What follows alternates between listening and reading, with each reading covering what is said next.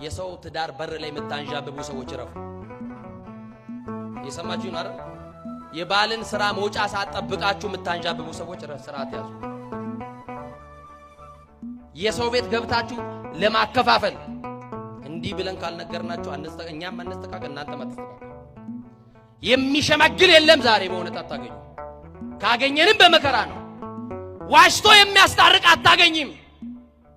ዛሬ በጀርባ የሚሰራው ብዙ ስለሆነ መቼም ጆሮአችን የማይሰማው ብዙ ነገር ስለሌለ ስለዚህ ያዛት በመንገድ ላይ ታገለችው፣ አልቻለችም፣ አቅሟ ደከመ፣ አለቀሰች፣ ጮኸች። ማን ይድረስላት? ማን ደርሶልህ ነው በመከራ ጊዜ? ንገሩኛ። እግዚአብሔርማ ነው። እንኳን ከምናውቀው ከማናውቀውም እየጠበቀን ነው እግዚአብሔር። እንኳን ከተዛተ ከተወረወረም እያዳነን ነው እግዚአብሔር። እና ታገለችው፣ ጮኸች፣ የሚሰማት አልነበረም። ሰውየው የሚፈልገውን ኃጢአት ካደረገና ካስነወራት በኋላ ትቷት ሄደ። ዓለም ይህች ናት። በእጅ በእግር ብሎ ያስገባህና እንደ ሸንኮራ አገዳ መጥቶ ይተፋሻል። ሴትነትሽን ፈልጎ ይመጣል። ካገኘሽ በኋላ ላይፍ ስቴጅ ያው ቻው ነው አይደለም? እግዚአብሔር ይጠብቀን በእውነት። ቅዱስ ጳውሎስ እኮ ሽሹ አምልጦ የተባለው ኃጢአት አንደኛው ከምንድነው?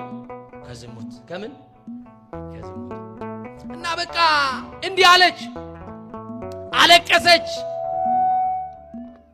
ይህን መቻል ለአንዲት ንጽሕት ወጣት ከባድ እንደሆነ መረዳት አይከብድም። እጅግ መጥፎ ሰው በቀለኛ ለመሆን ከዚህ በላይ ምክንያት አይኖርም። አሁን እቺ ሴት በቀለኛ ብትሆን ማን ይፈርድባታል? የሰማችሁኝ አይደል? በዘመዶቻቸው እየተደፈሩ በየቤት በቀለኛ የሆኑ ሴቶች አሉ። ቤት ውስጥ በደል ደርሶባቸው ቤት ውስጥ ተደፍረው ለሰው እንዳይናገሩ ፈርተው ከዛ በኋላ ከሆነ ዓመት በኋላ በቀለኛ የሆኑ ሴቶች ወደማይሆን የሥጋ ፍላጎት ወደማይሆን የዝሙት መንደር የገቡ ሴቶች አሉ። ማን?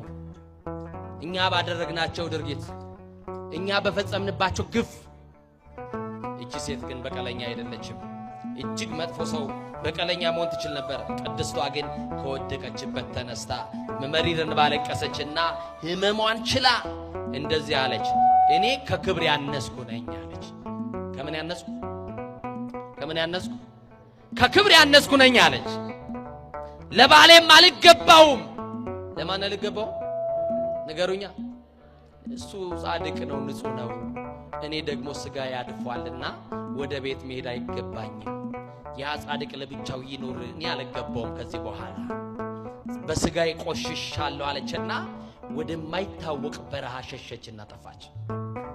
እጅግ የምታሳዝን ነች አይደል? ቅድስት አውድራ ወደ በረሃ ሄደች። በረሃ ገባች። በአካባቢው ገዳም እንዳለ ስትጠይቅ የአባቶች ገዳም እንጂ የእናቶች ገዳም እንደሌለ ሲነግሯት ጸጉሯን ቆርጣ ወንድ መሰለችና ከዛ ገዳም አስገቡኝ አለች። ረድ አደረጓት፣ አገልጋይ አደረጓት፣ ውሃ ያስቀዷታል፣ እንጨት ያሰብሯታል። ሁሉም በትዕግስት እየተላላከች አዩዋትና ፈተና ተፈትና ስላለፈች አስኬማ መላእክትን የምንኩስናን አክሊል ትቀበል ትመንኩስ ተብሎ እሷ ምን መስላ ነው የገባችው? ምን መስላ ነው? እሷ ግን ምንድናት? ሴት ናት። አመነኮሷትና አባ ቴዎድሮስ ብሎ ስሟን ሰየሙ። ማን ብሎ? አባ ቴዎድሮስ ተባለች። እና አባ ቴዎድሮስ ሴትነቷ እንዳይታወቅ ብዙ ከመነኮሳት ጋር አትገናኝም። ራሷን በጸሎት ብቻ ቢዚ ታደርጋለች። እና ይገርማችኋል ዛሬ እንዲህ እንኳን እያገለገልን እግዚአብሔርን ገጠርና ከተማ እየወጣን እያገለገልን እግዚአብሔርን ቃል እናንተ መነኮሳ ምን ታረጋለህ ከተማ የሚለን የቤታችን ሰዎች ናቸው። ይገርሙኛል። እኔ ይሰማችሁኝ በጣም የሚደንቀኝ መነኩሴ አይደለ አትገባም ወደ አረብን ገባማ ራሳችንን እንጠቅማለን ወገኖቼ። እኔ ገዳም በገባ ራሴን ጠቅማለሁ፣ ወጥቼ ባስተምር ግን ብዙ ነፍሳት ተጠቅማለሁ ብዬ ነው። ይሰማችሁኝ አይደል? ታይታ ፈልገን አይደለም የወጣነው። የያዝነው ወንጌል ቅዱስ ጳውሎስ እኮ በምናኔ ነው የኖረው፣ ግን በአንድ ባት አይደለም የኖረው። ዓለምን ዞሮ ነው ወንጌል ያገለገለው። እንዲህ የሚተቹ ሰዎች ሲያገለግሉ አናያቸውም። አገልግሉ ተብሎ ቢሰጣቸውም ደግሞ አያገለግሉም። ይገርመኛል። መብረቅ ብልጭ ቢል በስማም የማይሉ ሰዎች ለትችት ደግሞ ጀግኖች ናቸው። እግዚአብሔር ይማረን በእውነት አንደበታችን ይቆጣጠርልን። እና አባ ቴዎድሮስ ለብቻው ይጸልያል። ማናት ግን አባ ቴዎድሮስ? ቅድስት አውድራ። አንድ ቀን ፈተና ገጠማት። ይገርም እኮ ነው። ገዳምም ተመቶ ፈተና አለ እንዴ እንዳትሉኝ። ገዳም ያለው ፈተና ይበልጣል አይበልጥም? በዓለም ካለው ይፈልጣል አይበልጥም? እና ያንን በጣም የምትጸልየው ጸሎት የመጀመሪያው ያንን ጨካኝ ያስነወራትን ሰው እግዚአብሔር ይቅር በለው እያለች ነበር የምትጸልየው። ምን በለው? ምን ያረጋትን ሰው? ያስነወራት የደፈራትን ሰው ይቅር በለው፣ እኔ በልቤ ይቅር ብየዋለሁ፣ እባክህ ኃጢአቱን አትቁጠርበት አለችና ወደ አንድ መነኩሴ ዘንድ ሄዳ አባ ቴዎድሮስ የተባለችው ቴዎድራ እንዲህ አለችው፣ ንስሐ ልገባ ፈልጌያለሁ። ምንድነው የኔ ልጅ ንስሐሽ? አይ በዓለም ሳለው አንዲት ሴት አስነውሬያለሁ አለች። የሰባችኝ ነው አይደል? ለማን ንስሐ ለመግባት ነው? ለዛ ለደፈራት አንድ ሰው አስነውሬያለሁ፣ ደፍሬያለሁ፣ አሳዝኛለሁና እግዚአብሔር ያንን ሰው ይቅር እንዲለው ጾምና ጸሎት ስግደት ስጡኝና ልስገድ አለች። እኛ አባት በጣም ብዙ ስግደት በጣም ብዙ ጾም ጸሎት ቀኖና ተሰጣትና ለማመጸለይ ጀመረች። ወደ ባቷ ገብታ ላስነወራት ሰው ልብ አድርጉ። ሰማዕትነት የትዕግስቱን ቃል የጠበቁ እነዚህ ናቸው። ከዛ ሰይጣን በጣም ተናደደ፣ በጣም ተበሳጨ። እንዴት ላስነወራት ሰው ትጸልይለታለች? እንዴት ለበደላት ሰው በእግዚአብሔር ፊት ለፊት ምሕረት እንዲያገኝ ይቅርታ እንዲያገኝ ትቆምለታለች ብለው ሰይጣን ተበሳጨ። ያያችሁ እና ትህትና ይጠላል። አረ ሰይጣን ትህትና ይጠላል። የትዕግስት እመቤት ናት ብዬ ቀደም የነገርኳችሁ በግብጽ ሀገር ቅድስት አውድራ የትዕግስት እመቤት ትባላለች። የምን እመቤት? እና በቃ በትዕግስቷ እየጸለች ፈተና መጣባት። ምንድነው መሰላችሁ ፈተናው? ወደ አበምኔቱ ጋር አንድ ክስ መጣ። አበምኔቱ ደወል አስደወለ። መነኮሳት ተሰባሰቡ። አባ ቴዎድሮስ ተገኘ። አንድ ሴት አስነውረ ጸንሳ ወልዳለችና ይሄንን ልጅ እመን አሉት። አባ ቴዎድሮስ ግን ምንድነው ንገሩኛ? ዓለም እንደዚህ ናት። በሌለህበት ስምህን ታጠፋለች፣ ባለዋልክበት ታርጋ ተለጥፋል። ዛሬ የው ስራ ፈተው የሰው ቁንጮ የሚነጩ የሰው ጎፈሬ የሚያበጥሩ አያሌ ናቸው። የሰማችሁ ይናር 24 ሰዓት በሐሜት እሳት የሚሞቁ ከበው የነገር እሳት ይሞቁ የሚውሉ አሉ። እውነት ግን ትቆያለች እንጂ ምን ማለቱ አይቀርም፣ መውጣቱ አይቀራል። እውነትን ቢያዳፍኗት አይቻልም።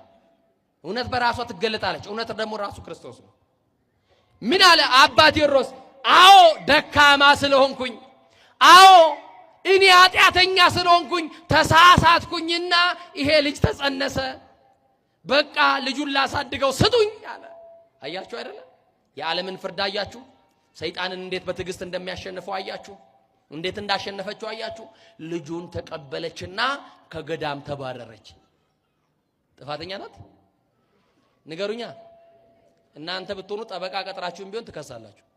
ዛሬ ቤተክርስቲያንን የሚከሱ ሰዎች አሉ፣ ታውቃላችሁ? ጠበቃ ቀጥረው የሚከሱ ሰዎች አሉ። በእውነት የሚቆሙም አሉ። በእርግጥ ይገርማቸዋል። እና ልጁን ይዛ ጭው ወዳለ በረሃ ሄደች። ያ በረሃ ለዛ ሕፃን ውሃ እንኳን የማታገኝበት በረሃ ነው። አብሯት ጋር ማን ነበረ? ከሷ ጋር የተሰደደው ማን ነበረ? ለብቻዋ ያለች አብሯት ያልተዋት ማር ብቻ ነው። ሰዎች ሲፈርዱባት ያልፈረደባት ማን ነው? እና ደረቅ ጡቷን ልታጠባው ስትሞክር ወተት የለውም። ምን ታደርግ? የበረሃ ሚዳንቋ ታውቃላችሁ? የበረሃ ድኩላዎች እየመጡ ያለበች በእጇ ወተት እያጠጣችው 7 ዓመት ሙሉ አሳደገችው በረሃ ውስጥ። ወገኖቼ እናንተ አምጣችሁ ለወለዳችኋቸው ልጆች ትጨነቃላችሁ በጣም አይደል? የፈጠረው እግዚአብሔርስ እንዴት አይጨነቅም? ከኛ በላይ ይጨነቃል አይጨነቅም? እና ይቺ እናት ከ7 ዓመት በኋላ ካለችበት በረሃ ገዳሙ ጥሪ ያደረገላት።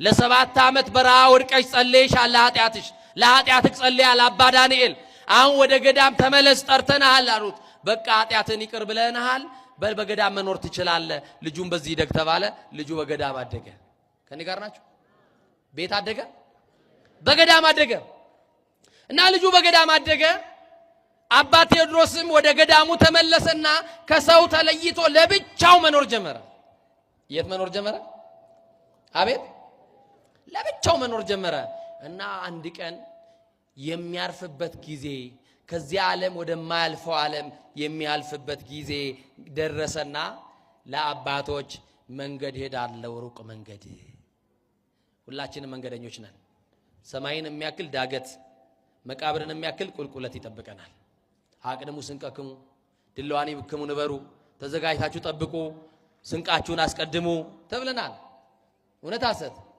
እንደሚኖር ስሩ እንደሚሞት ተዘጋጁ በቃ ተነገራቸው እንደሚሄዱ መንገደኛ እንደሆኑ አወቁና ለአባቶች በቃ አትጥፉ ወደ ባቴ እየመጣችሁ ጎብኙኝ እኔ መንገድ ልጀምር ነው ብለው ነግረዋል እና አንድ ቀን አባ ቴዎድሮስ ጠፋ አላየነውም በደና ነው ታሞ ይሆን እስቲ እንየው ብለው ወደ ገዳሙ ሲሄዱ በአቱ ላይ ከሰማይ ቀስተ ደመና ወርዷል ወደ ውስጥ ሲገቡ አባ ቴዎድሮስ በሰላም አንቀላፍተዋል ደግሞ የሚገርማችሁ በዋሻው ውስጥ ፀሐይ ቤት እንዳለፈች አይታወቅም የፀሐይ ጨረር በአስከሬናቸው ላይ አርፏል ተገረሙ ወደ ውስጥ ሲገቡ የሚገርም መዓዛ ሸተታቸው ይሄማ አይታመንም ምንድነው ብለው ሲያዩ አርፏል አባ ቴዎድሮስ ሰማይቱ ጻድቁ አርፏል ብለው አለቀሱ አዘኑ ደወል ተደወለ ሁሉ መነኮሳት መጡ ከመነኮሳት መካከል አባቶች ተመረጡና በሉ አጥባችሁ እንደ ሥርዓት እንደ ገዳም ሥርዓት ገነዙት አሉ አጥበው ሲገነዙ ሊገነዙት አባቶች ልብሰ ምንኩስናውን ሲያወልቁ ምን ሆኖ ተገኙ አባ ቴዎድሮስ ምን ሆኖ ተገኙ ማህበረ መለኮሳቱ ሁሉ አለቀሱ ያለ ስሙ ስም ሰተነው ያለ ስሙ ታርጋ ለጥፈንበት በሐሜት ስሙን አጥፍተነው እኛ ኃጢአተኞች ነን እባክህን ማረን ብለው በአስከሬኑ ላይ ወድቀው ከአበምኔቱ ጀምሮ ያሉ መነኮሳት ሁሉ ይቅር በለን ብለው አለቀሱ እመኑኝ እናንተን ሊያዋርዱ የተዘጋጁ ሰዎች ክብራችሁን ያያሉ እናንተ እንድትሸማቀቁ በአደባባይ ላይ የቆሙ ሰዎች እናንተ ተሸማቃችሁ አይደለም ከፍ ከፍ ስትሉ እግዚአብሔር ያሳያቸዋል እግዚአብሔር የከፍታ ዘመን ያርግላችሁ እና እቺ ቅድስት በአስከሬኗ ላይ ወድቀው ምን አደረጉ የትዕግስቱን ቃል በመጠበቋ ከእግዚአብሔር ምን አገኘች ራእይ ዮሐንስ ወንጌላዊ ቅዱስ ዮሐንስ እንደነገረን ምዕራፍ 3 ቁጥር 10 ጀምሮ ስታነቡ የትዕግስቴን ቃል ስለጠበቅ እኔ ደግሞ በምድር